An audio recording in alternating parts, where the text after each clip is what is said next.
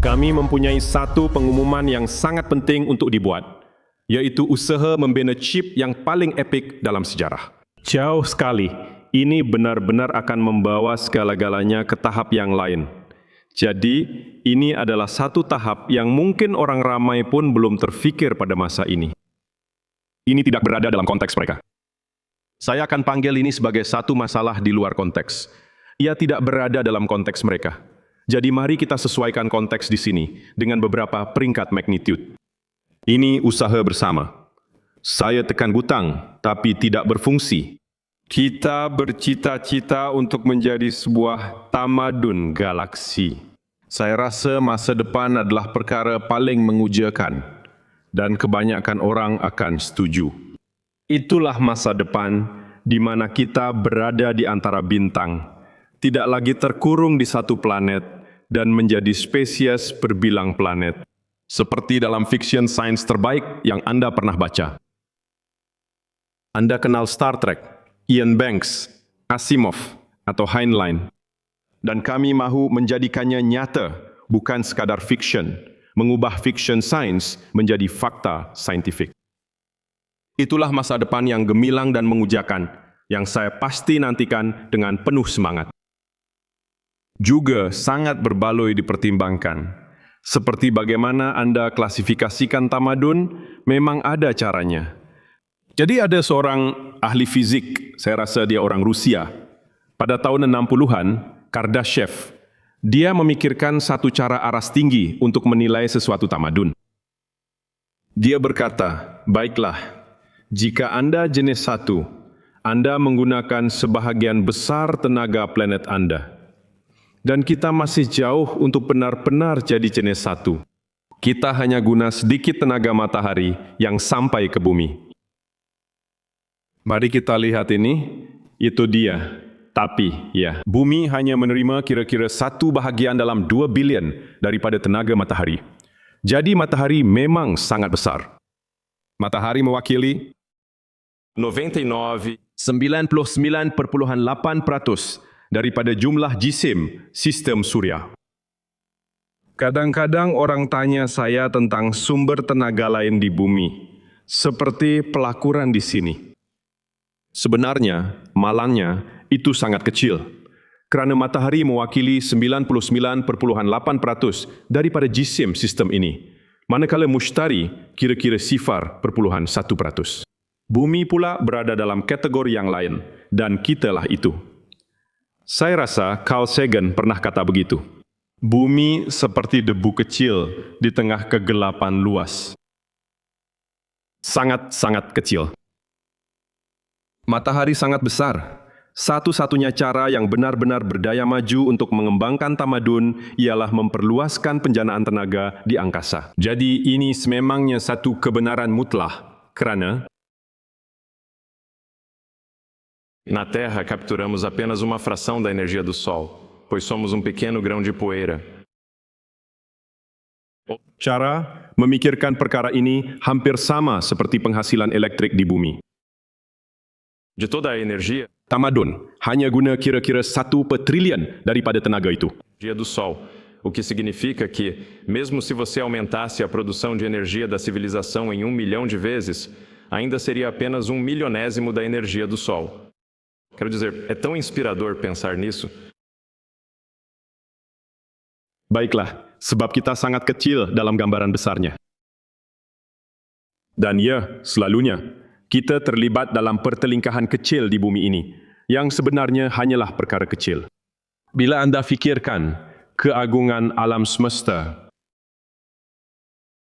Sebab itu, saya rasa memang penting untuk mempertimbangkan keagungan alam semesta. Dan apa yang boleh kita lakukan ialah sesuatu yang jauh lebih besar daripada apa yang pernah kita lakukan sebelum ini. Daripada risau hal kecil di bumi ini, saya tak nampak banyak makna dalam perkara itu. Kita mahu jadi tamadun berkembang di galaksi, dengan kapal angkasa, supaya sesiapa boleh pergi ke mana-mana, memang epik. Mempunyai sebuah bandar di bulan, bandar-bandar di Marikh, menghuni sistem suria, serta menghantar kapal angkasa ke sistem lain di angkasa. Itu nampak seperti masa depan yang terbaik sekali. Jadi, kita perlu gunakan kuasa matahari. Sebuah terafabrik, walaupun besar, 1 terawatt pengkomputeran setahun amat besar mengikut piawaian tamadun kita. Hanya 1 langkah di jalan untuk jadi Kardashev. Masih jauh lagi untuk mencapai tamadun Kardashev tahap 2, dan Anda langsung belum pun dikira sebagai tamadun Kardashev tahap 3. Jadi ia adalah sesuatu yang sangat besar mengikut piawaian manusia sekarang, tetapi masih kecil dalam gambaran besarnya. Dan itu adalah sesuatu yang amat sukar, atau untuk semua manusia. Jadi, untuk capai matlamat sukar ini, usaha bersama seluruh spesies diperlukan. SpaceX, Shai, dan Tesla bekerjasama untuk mencipta projek epik terafabrik ini. Tesla, Shai, dan SpaceX telah merealisasikan perkara menakjubkan yang tidak disangka orang ramai. Jadi, kilang Giga Texas di sini, Anda tahu robot Optimus yang sedang dibina. Terdapat rangkaian global pengecas super. Banyak perkara telah dicapai. Dan tidak lama dahulu, orang ramai fikir kereta elektrik tidak akan ke mana-mana. Dan pada dasarnya, tiada kereta elektrik yang dijual. Apabila Tesla mula, orang ramai kata mustahil. Kini Tesla hasilkan 2 juta kereta elektrik setahun. Walaupun syarikat baru dan kini sebahagian SpaceX, telah membina kluster pengkomputeran gigawatt pertama secara masa nyata. Jensen Huang dari Nvidia berkata dia tidak pernah melihat apa-apa dibina secepat itu sepanjang hidupnya. Jadi, satu pujian besar daripada Nvidia dan kemudian SpaceX. Baiklah, saya rasa Anda boleh baca sendiri. Baiklah, Anda sudah tahu. Maksud saya, roket boleh guna semula. Orang ramai kata roket boleh guna semula tidak mungkin dan walaupun boleh, ia tidak akan menguntungkan dari segi ekonomi.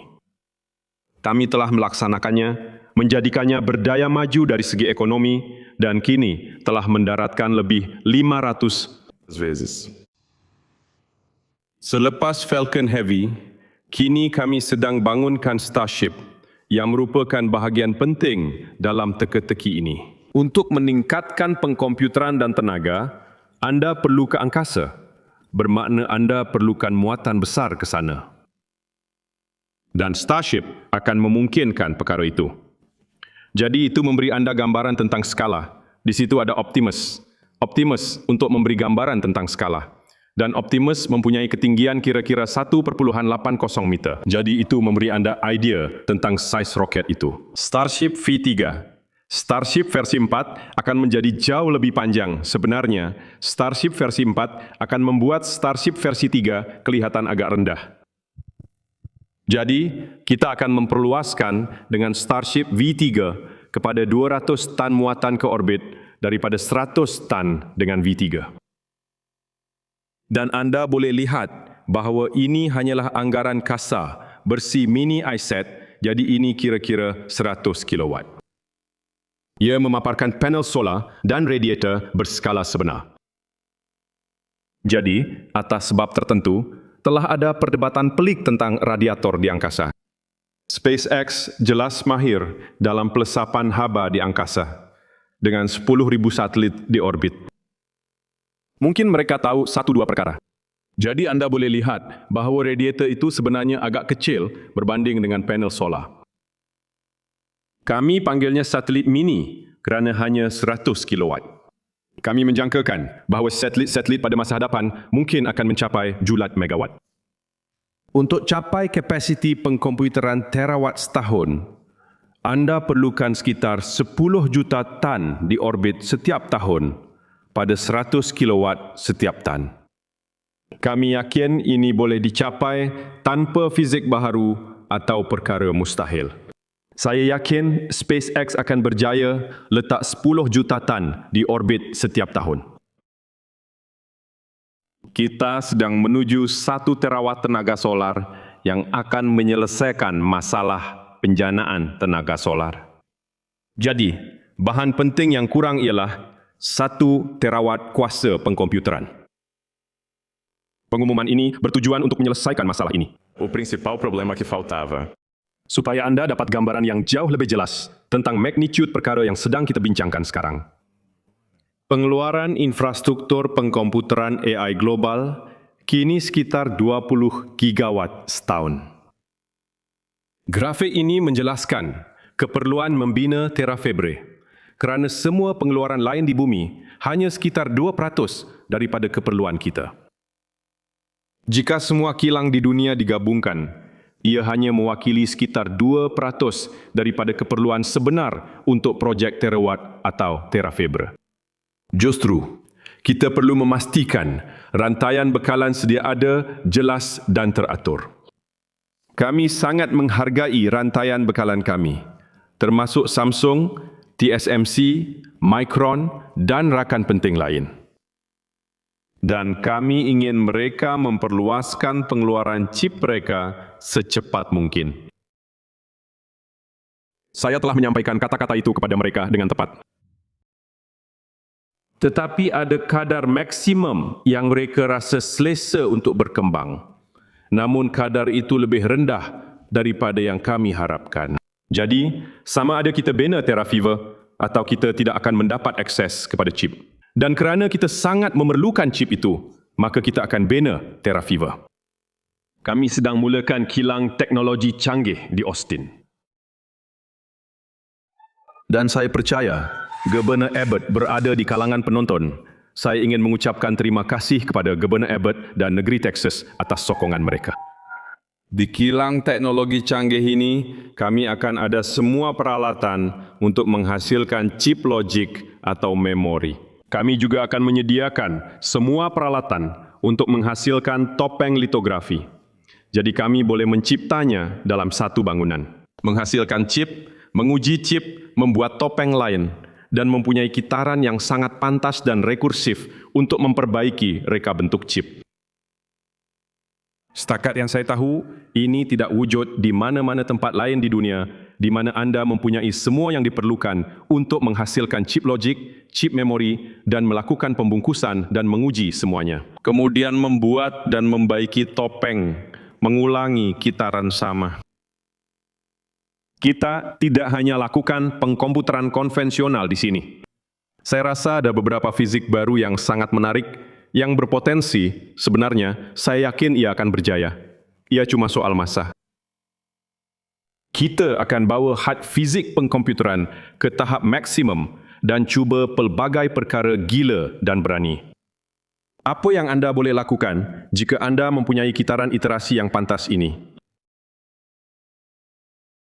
Saya tidak dapat menekankan betapa pentingnya keupayaan menghasilkan chip, mengujinya, kemudian mengubah reka bentuk, membuat satu lagi, dan melakukan semua itu dalam satu bangunan. Saya percaya penambahbaikan rekursif kita di sini mungkin sekitar 10 kali ganda lebih tinggi daripada apa-apapun yang lain di dunia. Jadi, secara amnya, kami menjangka untuk menghasilkan 2 jenis chip. Satu akan dioptimumkan untuk AD dan inference. Jadi, itu akan digunakan terutamanya pada Optimus dan kereta, tetapi terutamanya pada Optimus. Saya jangka robot humanoid akan dihasilkan 10 hingga 100 kali lebih banyak daripada jumlah kereta. Jadi, jika pengeluaran kenderaan di bumi sekitar 100 juta setahun, robot humanoid, ia antara 1 hingga 10 bilion unit setahun, sangat banyak. Tesla mahu menghasilkan peratusan yang sangat besar daripada jumlah itu. Itulah matlamat kami. Dan kemudian kita memerlukan chip pemprosesan berkuasa tinggi yang direka khas untuk digunakan di angkasa, yang mengambil kira persekitaran angkasa yang sangat mencabar dan tidak mesra. Di angkasa, anda hadapi kuasa tinggi, ion bertenaga tinggi, foton, dan pengumpulan elektron yang menjadikan persekitarannya tidak mesra. Jadi, Anda mahu mereka bentuk chip itu, mahu mengoptimumkannya untuk angkasa. Dan Anda juga.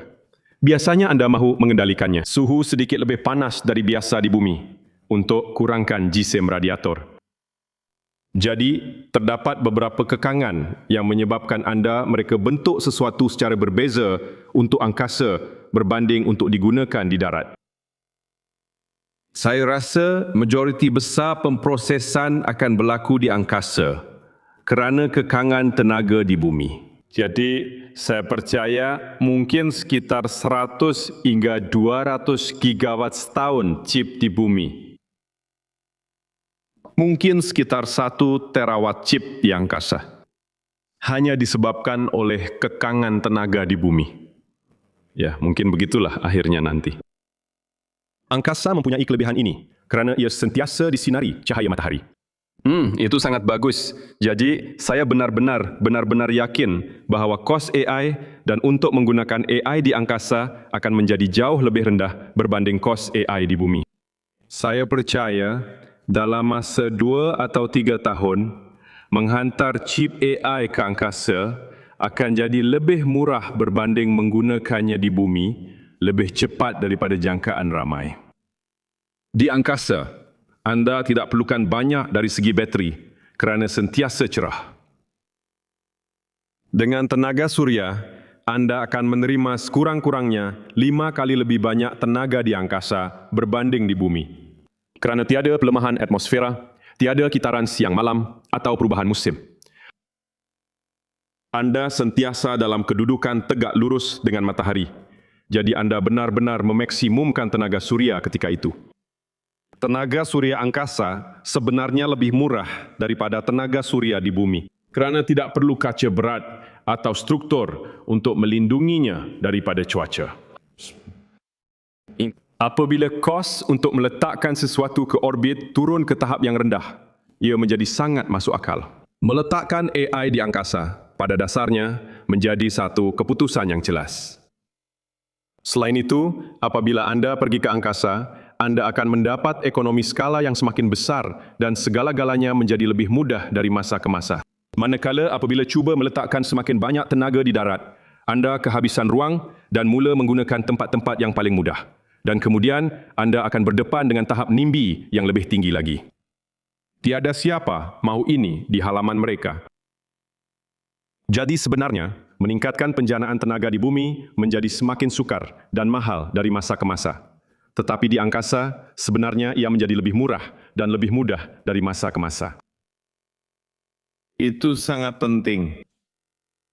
Apa yang Anda lihat tadi mungkin buat Anda tertanya. Apa yang berlaku selepas 1 teraflop? Jangan fikir kecil, itu sangat penting. Jadi, bagaimana kita boleh capai 1 petawatt? Itu menjadi soalan jelas yang seterusnya.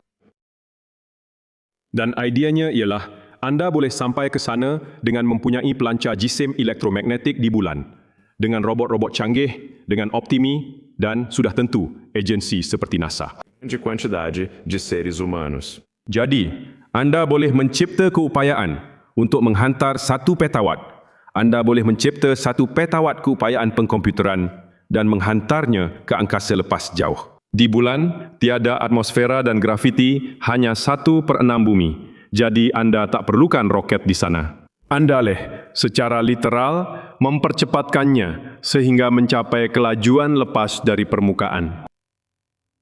Ini sangat mengurangkan kos untuk memanfaatkan tenaga boleh diperbaharui. Dan ini membolehkan manusia pergi lebih 1000 kali ganda melebihi 1 terawatt. Oleh itu, dengan semua ini, sudah pasti pada masa depan, saya hanya mahu hidup cukup lama untuk melihat pelancar jisim di bulan kerana itu akan menjadi sangat epik. Ini akan membawa kita kepada 1/1,000,000 tenaga matahari. Sekurang-kurangnya, ia adalah sesuatu yang membuatkan kita rasa rendah diri apabila memikirkannya. 1/1,000,000 tenaga surya sama dengan 1,000,000 ekonomi di bumi. Sangat hebat dari sudut itu. Dan dari titik itu, Anda mula berkembang jauh melangkaui itu. Ke planet-planet, ke bintang-bintang lain yang jauh, dan mencipta masa depan yang paling mengujakan yang saya boleh bayangkan. Ini mengingatkan saya tentang pembukaan filem Idiokrasia oleh Mike Judge yang menunjukkan era kemakmuran. Ya, sudah tentu. Unsur-unsur dalam proses ini ialah tenaga mampan, perjalanan angkasa lepas, kecerdasan buatan, dan robotik. Ini membawa kemakmuran yang luar biasa kepada semua orang. Dan sebenarnya, satu-satunya jalan menuju kemakmuran luar biasa Anda adalah melalui AI dan robotik. Ini tidak bermakna ia tidak boleh gagal. Saya harap begitu, tahu? Saya yakin semuanya akan lancar dan Anda akan suka masa depannya. Ini masa depan terbaik yang saya bayangkan. Sekurang-kurangnya, kita akan melangkaui bulan dan Marikh, belayar di cincin Suhal. Bukankah ia menakjubkan jika Anda boleh membeli perjalanan ke Zuhal? Atau, sejujurnya, jika Anda sendiri membuat perjalanan ke Zuhal? Saya rasa pada masa depan, semuanya akan menjadi percuma sahaja. Nampak gila, tapi jika Anda ada ekonomi AI dan robotik yang mungkin 1.000.000 kali ganda ekonomi bumi sekarang, apa sahaja keperluan boleh dipenuhi. Jika Anda boleh bayangkan, Anda boleh memilikinya. Jadi, saya rasa Ian Banks, dalam buku-buku beliau tentang budaya, memang betul apabila beliau menyatakan bahawa sebenarnya tiada wang pada masa depan dan akan ada kemakmuran untuk semua orang. Jika Anda boleh bayangkan, Anda boleh memilikinya. Ini bermakna, sesiapa pun boleh melancong ke Zuhal, bukan hanya golongan tertentu. Jika mahu, Anda boleh pergi. Sertai kami dalam perjalanan ini. Dan bantu kami, mereka chip yang hebat dan menghasilkan chip yang hebat. Serta membina chip sebanyak 1 terawatt. 1 terawatt tenaga surya sebanyak 10 juta tan di orbit setiap tahun. Terima kasih.